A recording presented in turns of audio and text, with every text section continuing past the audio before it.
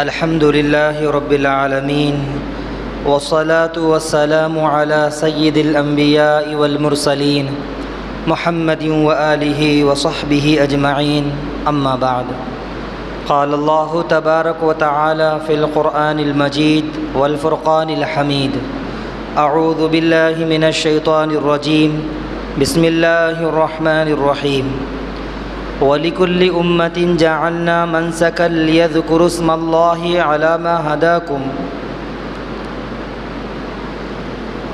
إلى آخر الآية وقال تعالى في مقام آخر فصل لربك وانحر وقال تعالى في مقام آخر من الضأن اثنين ومن المعز اثنين ومن الإبل اثنين ومن البقر اثنين صدق الله العظيم قال رسول الله صلى الله عليه وسلم أقام رسول الله صلى الله عليه وسلم بالمدينة 10 سنين يضاحي أو كما قال عليه الصلاة والسلام۔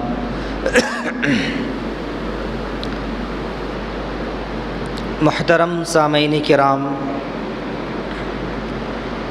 قربانی اسلام میں ایک اہم عبادت ہے جو حضرت آدم علیہ السلام کے زمانے سے لے کر اس امت تک مشروع چلی آ رہی ہے، یعنی امت محمدیہ صلی اللہ علیہ وسلم تک یہ اہم عبادت چلی آ رہی ہے۔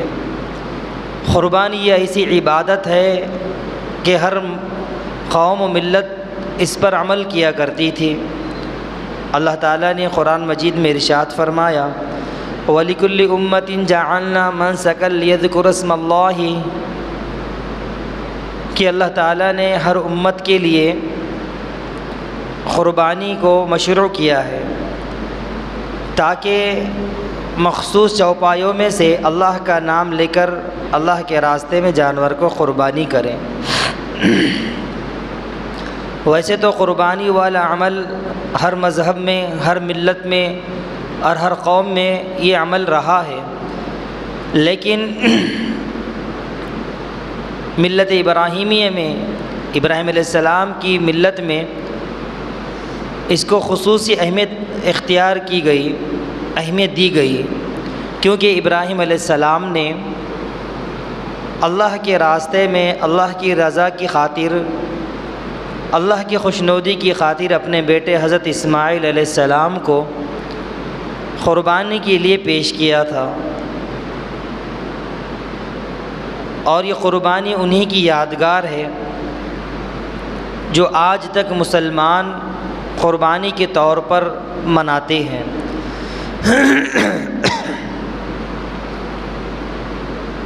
اخلاص کے ساتھ مناتے ہیں۔ اطاعت شعار مسلمان کے لیے اس میں سبق یہ ملتا ہے کہ ایک مسلمان جب بھی کوئی کام کرے تو اخلاص کے ساتھ کرے، اللہ کی رضا جوئی کے لیے کرے، دکھلاوے کے لیے نہ کرے۔ اور قربانی والے عمل سے قربانی کرتے وقت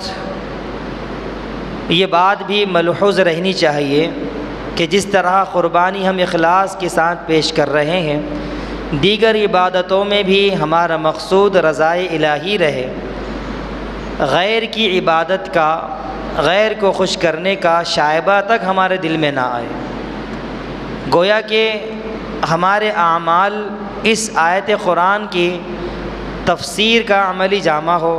ان صلاتی و نسکی و محیای و مماتی للہ رب العالمین، کہ مسلمان اپنے اعمال سے، اپنی عبادتوں سے یوں کہیں کہ میری نماز، میری قربانی، میرا جینا، میرا مرنا سب کچھ اللہ کے لیے ہے جو رب العالمین ہے، جو سارے جہاں کا پروردگار ہے۔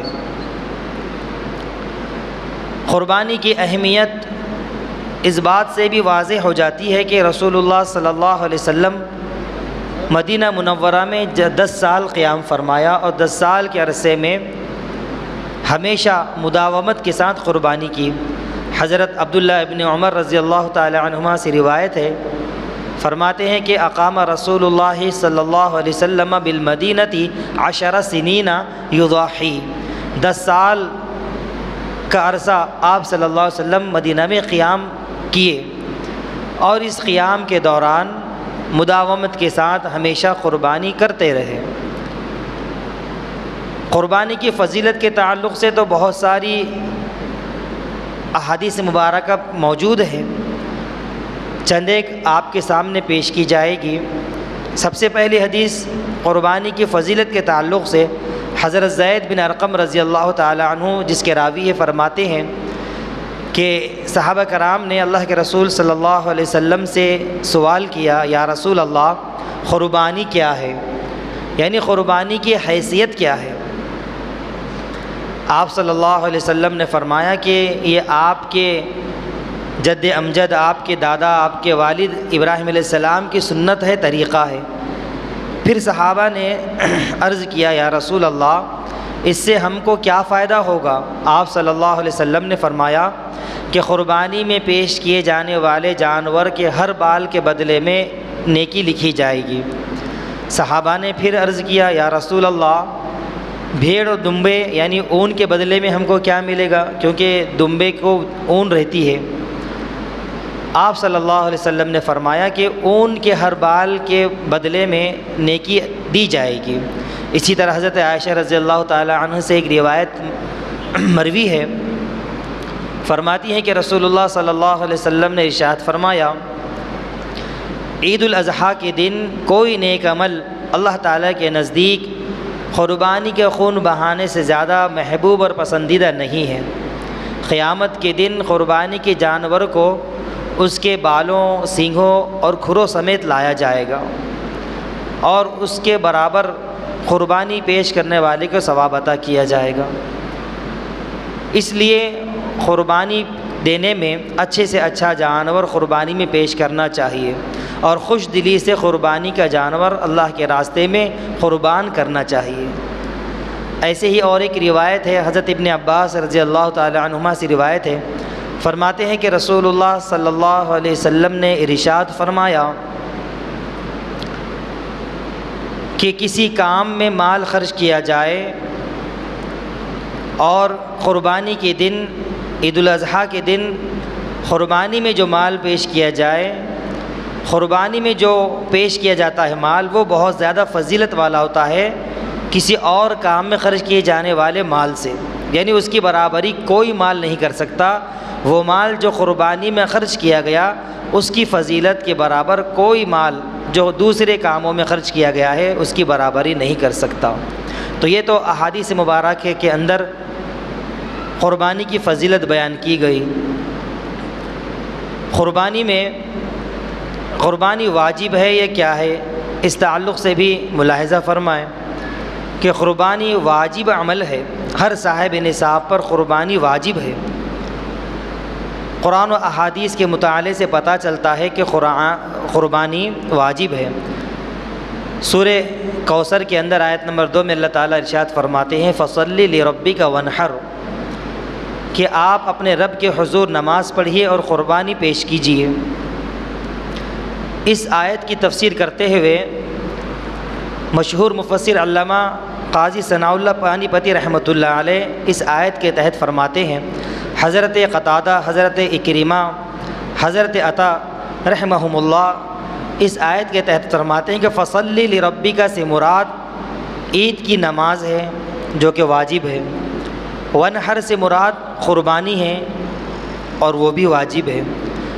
اسی طرح امام ابو بکر جساس رحمۃ اللہ علیہ اپنی تفسیر احکام القرآن کے اندر فرماتے ہیں، حضرت حسن بصری رحمۃ اللہ علیہ فرماتے ہیں کہ قربانی کے اندر فصلی لربک میں فصلی سے مراد نماز، عید کی نماز مراد ہے، اور ونحر سے قربانی مراد ہے۔ ایسے ہی ابو بکر جساس رحمۃ اللہ علیہ فرماتے ہیں کہ اس کے اندر دو باتیں ہیں، فصلی لربک ونحر کے اندر دو باتیں ذکر کی گئی۔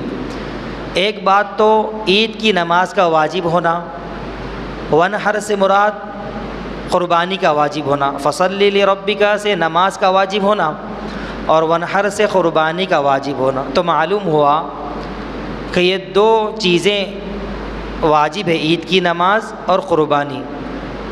ایسے ہی ایک روایت ہے جس سے معلوم ہوتا ہے کہ یہ عمل واجب ہے۔ عن ابی ہریرہ رضی اللہ تعالی عنہ قال قال رسول اللہ صلی اللہ علیہ وسلم من کان له ساعة ولم یضاحی فلا یقربن مصلانا۔ اللہ کے رسول صلی اللہ علیہ وسلم نے ارشاد فرمایا کہ جس کے پاس گنجائش ہو، یعنی جو صاحب نصاب ہو، مالدار ہو، اس کے باوجود بھی قربانی پیش نہ کریں، اللہ کے رسول صلی اللہ علیہ وسلم نے فرمایا کہ وہ ہماری عیدگاہ کے قریب تک نہ آئیں، یعنی ہم مسلمانوں کی جو نماز ہوتی ہے اس کے اندر شریک نہ ہوں۔ اور کسی عمل پر جب وعید بیان کی جاتی ہے تو وہ عمل واجب ہوتا ہے، یعنی واجب عمل پر ہی وعید بیان کی جاتی ہے، تو معلوم ہوا قربانی والا عمل یہ واجب عمل ہے۔ قربانی کس پر واجب ہے؟ تو ہر صاحب نصاب پر واجب ہے، مرد عورت جو صاحب نصاب ہو، جو عاقل ہو، بالغ ہو، مسلمان ہو، مقیم ہو، ان چیزوں کا جو جس ساری صفات جس کے اندر پائی جاتی ہیں اس پر قربانی واجب ہے۔ مسلمان کا ہونا، یعنی اس قربانی دینے والے کا سب سے پہلے مسلمان ہونا۔ اس کی دلیل یہ ہے لأنہا قربۃ والکافر لیس من اہل القرب، بدائع ثناء کے اندر یہ عبارت مذکور ہے۔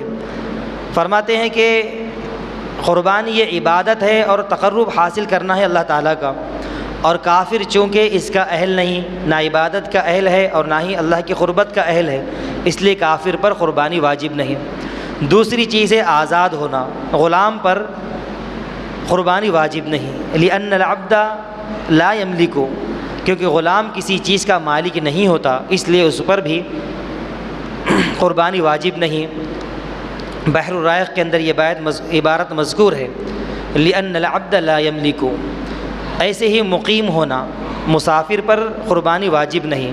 اس کی دلیل حضرت علی رضی اللہ تعالی عنہ کی روایت ہے، عن علی رضی اللہ تعالی عنہ قال لیس علی المسافر اضحیۃ، کہ مسافر پر قربانی واجب نہیں۔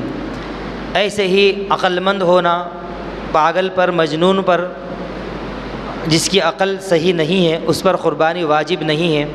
بالغ ہونا، بچوں پر قربانی واجب نہیں، اگر والدین بچوں کی طرف سے قربانی دے دے تو قبول ہو جاتی ہے، لیکن بچوں پر قربانی واجب نہیں۔ ایسے ہی صاحب نصاب پر قربانی واجب ہے۔ اب صاحب نصاب سے کیا مراد ہے؟ صاحب نصاب سے مراد ہے کہ جس پر عید الفطر میں فطرہ دینا واجب ہو جاتا ہے، جس پر زکوٰۃ واجب ہو جاتی ہے، اس پر عید الاضحیٰ کی قربانی بھی واجب ہوتی ہے۔ یعنی جو سونا، چاندی، مال تجارت، اسی طرح ضرورت سے زائد مال کا مالک ہو، اب سونا کتنا ہو، چاندی کتنا ہو، نقد مال ہو تو کتنا ہو، تجارت کا مال ہو تو کتنا ہو، ضرورت سے زائد سامان ہو تو کتنا ہو، اس کے اندر ذرا تفصیل ہے۔ اگر کسی کے پاس سونے کے علاوہ کچھ نہیں ہے، صرف گولڈ اس کے پاس رکھا ہوا ہے، نہ چاندی ہے، نہ نقد پیسے ہے، نہ ہی تجارت کا کوئی مال ہے، بیچنے والا کوئی مال وہ بھی نہیں، نہ ہی گھر میں ضرورت سے زیادہ سامان بھی نہیں، صرف سونا ہے، تو اس کے لیے ضروری ہے کہ 7.5 تولہ سونا اس کے پاس ہونا ضروری ہے۔ اگر 7.5 تولہ سونا اس کے پاس ہوگا تو اس پر قربانی واجب ہوگی۔ ایسے ہی اگر کسی کے پاس صرف چاندی ہے، نہ سونا ہے، نہ پیسے نقد ہے، نہ ہی مال تجارت ہے، نہ ہی ضرورت سے زیادہ سامان ہے، یہ 5 چیزوں میں سے صرف ایک چیز ہے چاندی، تو اب اس کا نصاب یہ ہوگا کہ چاندی 52.5 تولہ چاندی ہو، اس کے بقدر چاندی ہوگی تو اس پر چاہے وہ مرد ہو یا عورت ہو اس پر قربانی واجب ہوگی۔ ایسے ہی ان 5 چیزوں میں سے کسی کے پاس اگر صرف نقد پیسہ ہے، نہ سونا ہے، نہ چاندی ہے، نہ ہی مال تجارت ہے، نہ ہی ضرورت سے زیادہ سامان ہے، صرف نقد پیسہ ہے، تو نقد پیسہ اتنا ہو جو 52.5 تولہ چاندی کی قیمت کے برابر ہو، تو ایسے شخص پر، ایسے مرد عورت پر بھی قربانی واجب ہو جائے گی۔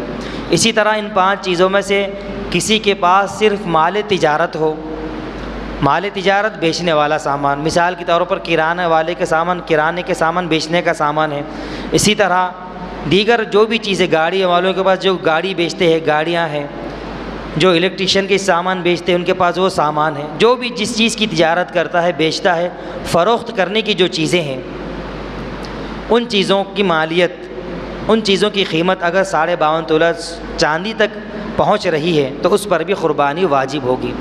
اسی طرح گھر میں ضرورت سے زیادہ سامان ہے، نہ سونا ہے، نہ چاندی ہے، نہ نقد مال ہے، اور نہ ہی مال تجارت ہے، لیکن ضرورت سے زیادہ سامان، جیسے ایک گاڑی کی ضرورت ہے، اس کے پاس 2 گاڑی ہے، 3 گاڑی ہے، ایک موبائل سے ضرورت پوری ہوتی ہے تو ایک سے زائد 2 موبائل، 3 موبائل ہے۔ اسی طرح ایک گھر سے ضرورت پوری ہو جا رہی ہے تو اس کے علاوہ اور ایک گھر ہے، ایک دکان سے ضرورت پوری ہو رہی ہے، اس کے علاوہ دوسری دکان بھی ہے۔ کہنے کا مقصد یہ ہے کہ ضرورت سے زیادہ جو سامان ہے، اور گھر میں وہ سامان جو سال بھر استعمال میں نہیں آتا، جیسے بڑے برتن، دیگ وغیرہ ہوتی ہے، اور شو کی چیزیں جو گھر میں رکھی ہوتی ہیں جو استعمال میں نہیں آتی، ان ساری چیزوں کو ملا کر ان کی قیمت اگر 52.5 تولہ چاندی تک پہنچ رہی ہے تو ایسے شخص پر بھی، ایسے مرد اور عورت پر بھی قربانی کرنا واجب ہے۔ یا دوسری شکل یہ ہے کہ کسی کے پاس تھوڑا سونا ہے، تھوڑا چاندی ہے، تھوڑا نقد پیسہ ہے، تھوڑا مال تجارت ہے، تھوڑا سا ضرورت سے زائد سامان بھی ہے، سب کو ملا کر دیکھا جائے گا کہ اس کی قیمت اگر 52.5 تولہ چاندی کے برابر پہنچ رہی ہے تو اس پر بھی قربانی کرنا واجب ہے۔ اگر کوئی شخص صاحب وسعت ہونے کے باوجود بھی اللہ کے راستے میں قربانی نہیں پیش کرتا تو اللہ کے رسول صلی اللہ علیہ وسلم نے فرمایا، من کان لہ ساعۃ ولم یضاحی فلا یقربن مصلانا، اگر وسعت ہونے کے باوجود، گنجائش ہونے کے باوجود، صاحب نصاب ہونے کے باوجود قربانی پیش نہ کریں، اللہ کے رسول صلی اللہ علیہ وسلم نے وعید فرمائی کہ وہ ہماری عیدگاہ کے قریب تک نہ آئیں۔ اتنی سخت وعید بیان کی گئی۔ تو ہمیں چاہیے کہ ہم قربانی پیش کریں اللہ کے راستے میں۔ اگر 7 لوگ مل جائیں تو ایک جانور خرید کے بڑے جانور کی قربانی پیش کر لیں۔ بڑے جانور میں 7 حصے ہوتے ہیں، چھوٹے جانور میں 1 حصہ ہوتا ہے، اور ضروری نہیں کہ 7 حصے ہی ہونا بڑے جانور میں، اگر کچھ کم بھی ہے تو کم کی جانب سے بھی، 7 سے کم حصے ہے اس کی جانب سے بھی مکمل ایک جانور قربان میں پیش کیا جا سکتا ہے۔ اسی طرح چھوٹا جانور ہے، بکری ہے، مینڈا ہے، دمبا ہے، اس میں صرف ایک شریک رہے گا، حصے دار، ایک سے زائد اس کے اندر شریک نہیں رہے گا۔ کون کون سے جانور قربانی میں پیش کیے جائیں گے؟ اللہ تعالیٰ نے قرآن مجید میں پارہ نمبر 8 میں سورہ انعام آیت نمبر 143 اور 144 کے اندر بیان فرما دیا، من الضأن اثنین ومن المعز اثنین ومن الابل اثنین ومن البقر اثنین، کہ بھیڑ کی 2 قسمیں نر اور مادہ، دمبے کی 2 قسمیں نر اور مادہ، بکریوں کی 2 قسمیں نر اور مادہ، بھینس گائے کی 2 قسمیں، اونٹ کی 2 قسمیں نر اور مادہ، یہ 8 قسم کے جانور اللہ تعالیٰ نے قرآن مجید میں بیان فرمائے ہیں۔ اور بھینس کی بھی قربانی جائز ہے۔ بعض لوگ اس کا انکار کرتے ہیں کہ بھینس کی قربانی واجب نہیں، ضروری نہیں، اور قربانی ہوتی ہی نہیں، ایسا کہتے ہیں۔ حالانکہ کٹرا جسے کہتے ہیں ہیلا، اور بھینس یہ گائے کی ہی ایک قسم ہے، اس کی بھی قربانی جائز ہے، اور یہ اجماع امت سے ثابت ہے۔ اہل سنت والجماعت کے نزدیک 4 دلیلیں، قرآن و حدیث، اجماع اور قیاس، یہ 4 دلیلیں ہیں جن میں سے اجماع امت کے تحت بھینس کی بھی قربانی جائز ہے۔ الجاموس ضرب من کبار البقر، لغت منجد کے اندر یہ عبارت مذکور ہے کہ بھینس گائے کی ایک قسم ہے۔ اسی طرح حسن بصری رحمۃ اللہ علیہ نے مصنف ابن ابی شیبہ کے اندر فرمایا، الجاموس بمنزلۃ البقری، کہ بھینس گائے کے ہی درجے میں ہے، اسی لیے بھینس کی قربانی بھی جائز ہے۔ ایسے ہی امام سفیان ثوری رحمۃ اللہ علیہ نے مصنف ابن عبد الرزاق رحمۃ اللہ علیہ کے اندر ذکر فرمایا، تحسب الجوامع مع البقری، یہ عبارت اس کے اندر مذکور ہے مصنف عبد الرزاق کے اندر، فرماتے ہیں کہ گائے کے اندر شمار ہوتا ہے بھینس کا بھی، تو لہذا بھینس کی قربانی بھی جائز ہے، ہیلے کی قربانی جائز ہے۔ بیل، گائے، ہیلا، بھینس، اونٹ، ان سارے جانوروں کی قربانی جائز ہے۔ بکری، بکرا، مینڈھا، دمبا، یہ سارے جانوروں کی قربانی جائز ہے۔ اب ان کی عمریں کیا ہو؟ بڑے جانور جیسے بیل، گائے، بھینس، ہیلا، ان کی عمر 2 سال کا ہونا ضروری ہے۔ اگر 2 سال سے ایک دن بھی کم ہوا تو ان کی قربانی جائز نہیں ہوگی۔ قربانی کے لیے علامت ان کو دانتوں کی علامت ہے کہ 2 دانت کا ہونا، لیکن ضروری نہیں ہے، ضروری نہیں ہے۔ بعض جانوروں کو دانت نہیں آتے، تو قربانی کے اندر پیش کیے جانے والے جانور کی علامت میں 2 سال کی علامت یہ ہے کہ اس کے 2 دانت بڑے ہو جاتے ہیں، لیکن وہ علامت ہے، ضروری نہیں۔ لیکن بیچنے والا یہ کہہ رہا ہے کہ 2 سال کا ہے، اور دیکھ کر بھی ہمیں سمجھ میں آ رہا ہے کہ واقعی میں یہ 2 سال کا ہوگا تو اس کی قربانی جائز ہے۔ مطلب یہ ہے کہ 2 سال کا ہونا مکمل ضروری ہے بڑے جانور کے لیے۔ اونٹ کے لیے 5 سال کا ہونا ضروری ہے، 5 سال سے ایک دن بھی اگر کم ہوگا اونٹ تو اس کی قربانی جائز نہیں۔ اسی طرح بکری بکرا ان کے لیے مکمل 1 سال کا ہونا ضروری ہے۔ 1 سال سے اگر ایک دن کا بھی کمی پائی جائے گی تو ان کی قربانی قبول نہیں ہوگی۔ ایسے ہی دمبا، اس کا بھی 1 سال کا ہونا ضروری ہے، لیکن اگر دمبے کے اندر گنجائش یہ ہے، اللہ کے رسول صلی اللہ علیہ وسلم نے فرمایا کہ اگر دیکھنے میں وہ 1 سال کا نظر آتا ہے اور وہ 6 مہینے سے زیادہ ہے تو اس دمبے کی قربانی بھی جائز ہے، لیکن یہ دمبے کے اندر ہی خاص ہے۔ باقی بکرا 1 سال کا مکمل ہو، بیل گائے بھینس ہیلا 2 سال کا مکمل ہو، اونٹ 5 سال کی مکمل ہو، تو یہ جانور ہے۔ اور بعض مرتبہ یہ غلط فہمی عورتوں میں ہے کہ وہ زیورات جو استعمال میں ہیں وہ صاحب نصاب نہیں کہلاتی، یہ سب مشہور ہو گیا ہے، حالانکہ یہ غلط بات ہے۔ چاہے وہ زیورات استعمال میں ہو یا نہ ہو، اگر گھر میں آپ کے موجود ہے اور آپ اس کے مالک ہیں اور وہ نصاب کو پہنچ رہے ہیں 52.5 تولہ چاندی کے، اس قیمت کو پہنچ رہے ہیں، چاہے وہ مرد ہو یا عورت، اس پر قربانی دینا واجب ہے۔ اور اگر کسی کے پاس ضرورت سے زیادہ سامان تو موجود ہے لیکن نقدی پیسہ نہیں، تو اس کو چاہیے کہ اپنے سامان کو بیچے اور قربانی پیش کریں۔ اور اگر وہ اپنے سامان کو بیچنا بھی نہیں چاہتا تو قرض لے اور قرض لے کر قربانی کرے۔ ضرورت سے زیادہ سامان ہونے کے باوجود سونا چاندی ہے لیکن بیچنا نہیں چاہ رہا ہے، تو وہ قرض لے اور قرض لے کر قربانی پیش کرے، کیونکہ دیگر کام جو کرتے ہیں قرض لے کر بھی کرتے ہیں بعض مرتبہ، تو اس کام میں بھی چاہیے کہ ہم قرض لیں واپس لوٹانے کی نیت سے، قرض لے کر قربانی پیش کریں، کیونکہ قربانی دینا واجب ہے۔ اسی طرح قربانی کے جانور جب خریدنے جائے تو کون سی چیزیں ہیں، کون سی عیب ہے جو عیب میں شمار ہوتے ہیں اور کون سی چیزیں جو عیب میں شمار نہیں ہوتے، وہ بھی ملاحظہ فرمائیں کہ جانور اگر دونوں آنکھوں سے اندھا ہے تو اس جانور کی قربانی جائز نہیں۔ ایسے ہی جس جانور کے مکمل دانت نہیں ہیں، منہ میں دانت ہی نہیں، جس کی وجہ سے وہ چارہ نہیں کھا سکتا، تو ایسے جانور کی بھی قربانی جائز نہیں۔ اگر وہ چارہ کھا سکتا ہے تو اس کی قربانی جائز ہے۔ ایسے ہی اگر کسی کے کان اور دم کٹی ہوئی ہے، لیکن اتنی کٹی ہوئی ہے کہ وہ 1/3 سے زیادہ ہے، کان کا جو تیسرا حصہ ہے، دم کا تیسرا حصہ ہے، اتنی یا اس سے زیادہ کٹی ہوئی ہے تو اس جانور کی قربانی جائز نہیں۔ اگر اس سے کم کٹی ہوئی ہے، چاہے وہ کان ہو یا دم ہو، 1/3 حصے سے، 1/3 حصے سے کم کٹا ہوا ہے تو اس کی قربانی جائز ہے۔ اسی طرح اگر کوئی جانور، جس جانور کو پیدائشی طور سے کان نہ ہو، کان پیدائشی طور سے ہے ہی نہیں، تو ایسے جانور کی قربانی جائز نہیں۔ اور ایسا جانور جس کے سنگ ٹوٹے ہوئے ہیں لیکن جڑ سے ٹوٹے ہوئے نہیں ہیں تو اس جانور کی قربانی جائز ہے۔ اگر جڑ سے ٹوٹے ہوئے ہے، دماغ نظر آ رہا ہے، تو اس جانور کی قربانی جائز نہیں۔ اسی طرح پیدائشی طور سے جس کو سنگ نہ ہو، اس جانور کی قربانی جائز ہے۔ ایسے ہی جو جانور لنگڑا ہے، اس جانور کی قربانی جائز ہے اس طور پر کہ وہ جس پیر سے لنگڑاتا ہے وہ پیر زمین پر ٹکاتا ہو۔